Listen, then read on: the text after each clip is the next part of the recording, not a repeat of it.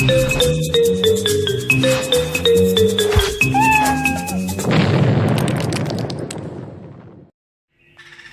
شباب.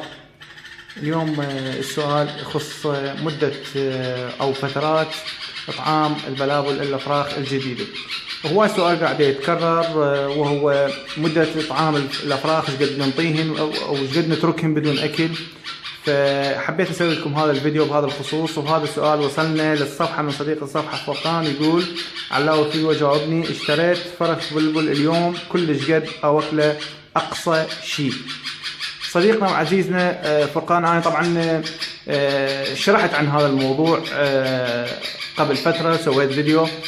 الأفضل إنه الفرخ البلبل كل ما يجوع تعطيه، كل ما أنت موجود يمه تنطيه، وإذا أنت ماكو الموجودين بالبيت أي واحد يفوت من يمه ويريد أكل الفرخ تنطيه. الأفضل الأكل طبعا راح ينطيه مقاومة، راح ينطيه نشاط، راح يخليه يكبر أسرع، راح يسوي له مناعة قوية ضد الأمراض وما راح يتمرض.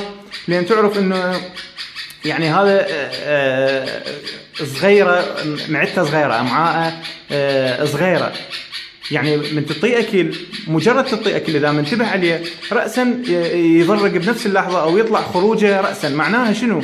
معناها إنه ما عنده معدة كبيرة حتى يخزن الأكل ويظل الأكل ببطنه حتى نقدر نسيطر إنه نتركه فترات.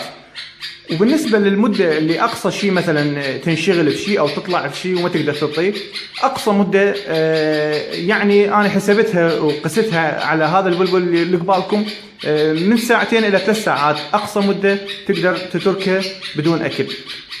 إن شاء الله وصلت المعلومة، وتحياتنا لكم.